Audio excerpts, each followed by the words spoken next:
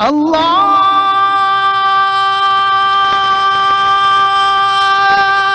أكبر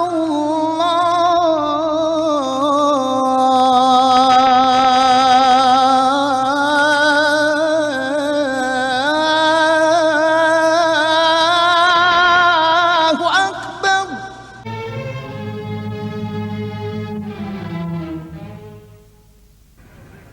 This is the Muslim district in the city of Manila, capital of the Philippines, one evening in the holy month of Ramadan. The capital is thickly populated, and the Muslims make use of that to celebrate the holy month of Ramadan in socializing, joining in groups, and chatting the evenings away after a hard day of fasting in excessive heat and dampness. The evenings, however, tend to be less oppressive.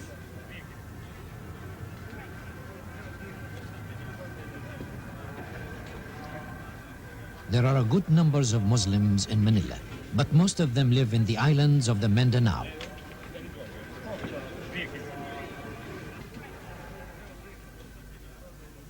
The time now is approaching the hour of the last meal before dawn.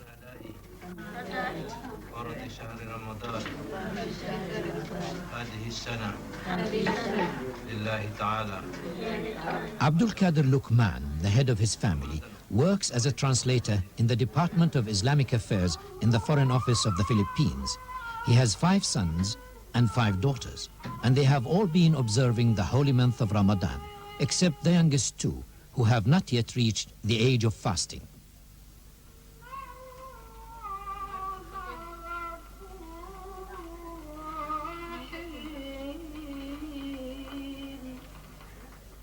Abdul Qadir is now getting ready for the prayers. The Muslims in the Philippines constitute about 6% of the population of 45 million.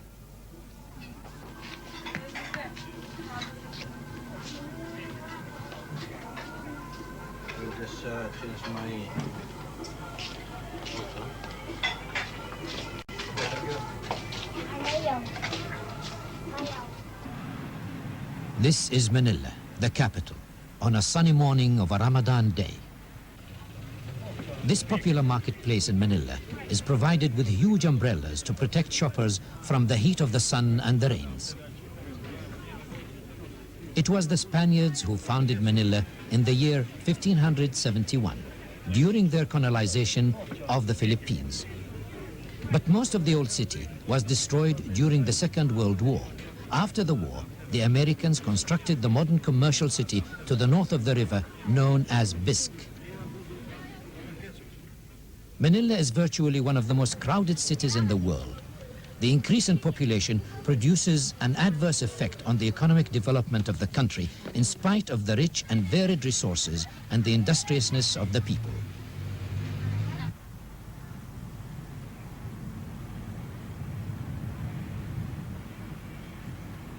Manila is situated on the western side of Luzon Island, the largest island in the Philippines and the most important port. It was constructed by the Spaniards under Lopez Logazzi. The Spanish colonizers themselves stayed there 333 years until the year 1898, interrupted by a short period of British rule. Then the Americans came and took over. In the Second World War, the Japanese occupied Manila until it was retaken by the Americans and reconstructed.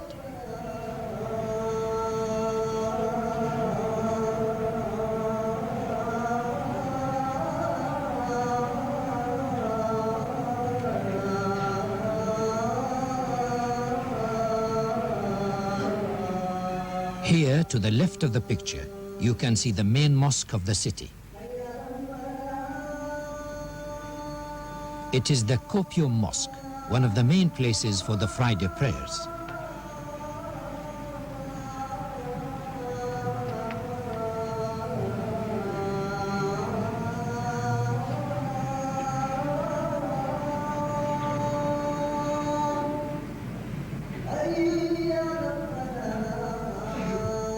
Women and children enter through a different door to a special area.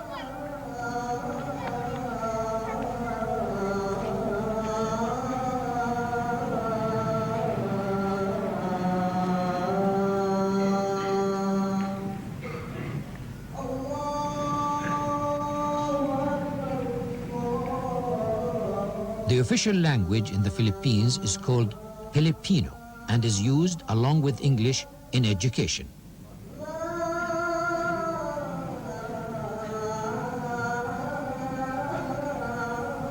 The Imam of the mosque delivers the lesson of the day, depicting the virtues of fasting and the philosophy behind it. Bismillahirrahmanirrahim. Alhamdulillah. Fasting, according to Islam, is mainly a spiritual discipline, and as a result, it inculcates moral discipline. It is the training ground where man is taught the greatest moral lesson of his life, the lesson that he should be prepared to suffer the greatest privation and undergo the hardest trials. Another aspect of the moral development of man by this means is that he is thus taught to conquer his physical desires. From yet another point of view, fasting has an immense impact on society. For all the Muslims, irrespective of their status, must observe fast during the same month. This brings to prominence the essential equality of all Muslims, and this goes a long way towards creating in them sentiments of love and brotherhood.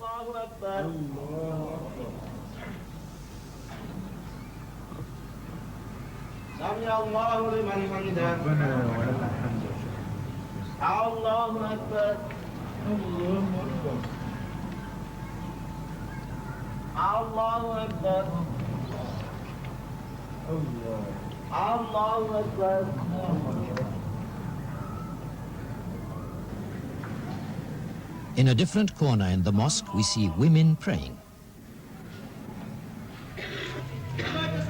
The Islamic Institute of Manila is considered one of the most important Islamic institutions in the country. Here, all religious matters constitute a thorough course for boys and girls studying teachings and practices of Islam. Although the country has been occupied by the Spanish, the British and the Americans, all of them leaving a Western influence on the Philippines, the Muslims there stayed faithful to their Muslim beliefs.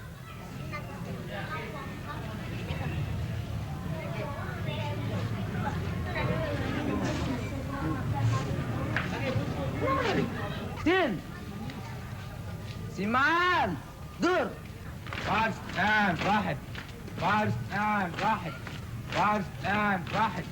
Fars and Makan! Kif! Ma! Red! Dur!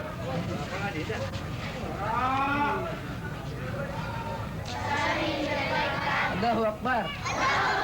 Allahu Akbar! Allahu Akbar!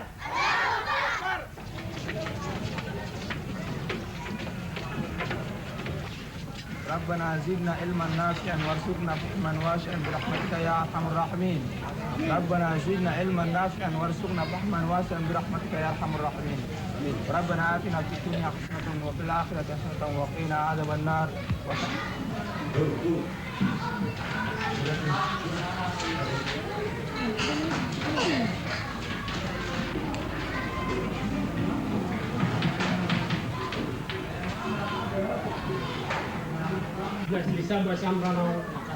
The teacher now is giving a lesson about a certain quotation from the Quran in Arabic, and then explaining in the local language to make sure that the meanings are driven home.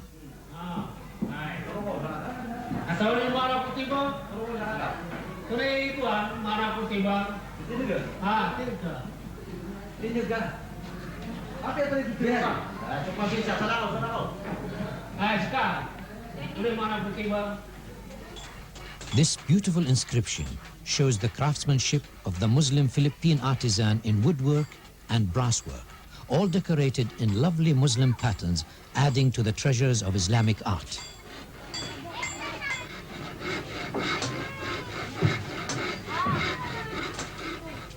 Thousands of tourists come to Manila every year and frequent the bazaars, which are richly laden with all sorts of traditional workmanship in hard materials like wood and brass, as well as soft materials like cloth and textiles.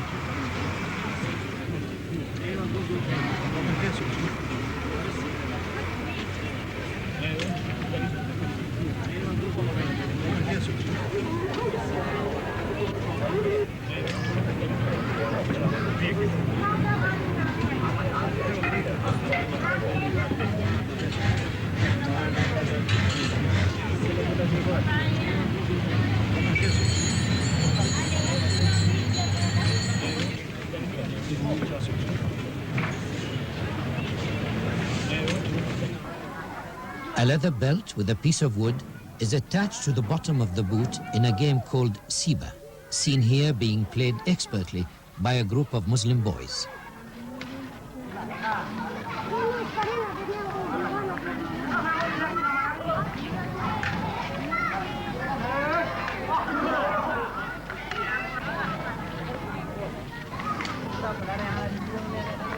In the courtyard of the Islamic Institute, on a day in Ramadan, we can see how much accuracy is required to win in this game, which is watched and judged by all, young and old. Here, the Institute is not only a school, it is also a social club for the pupils at the end of the day.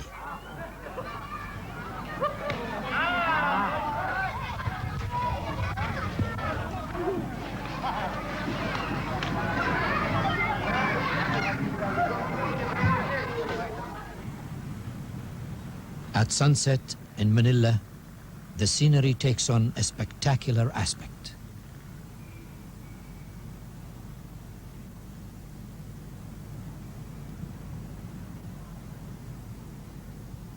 Sunset is also the time for breakfast during Ramadan. Abdul Qadir Luqman is sitting here with his family, thanking the Almighty before starting the meal. He begins with a glass of sugared water to quench his thirst. The meal itself is usually composed of rice, fish and poultry, as well as other dishes.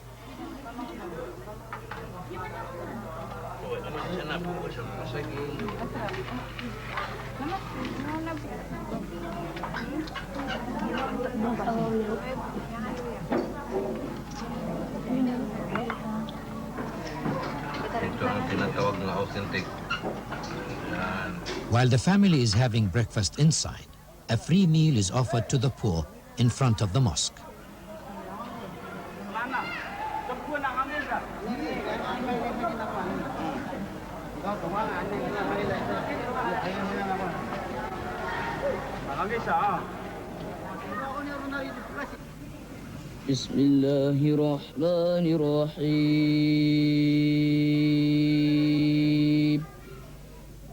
In Islam, whatever is the state of spiritual elevation of the supplicant, he is made to keep this fact constantly before him, that he is the humble servant of the Lord.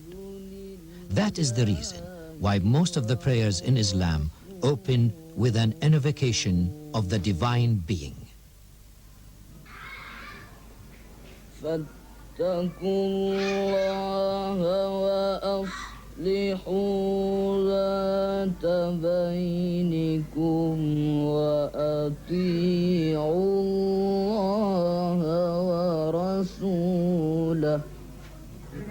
This is how Abdul Qadir brings up his children, in accordance with the Muslim faith and teachings.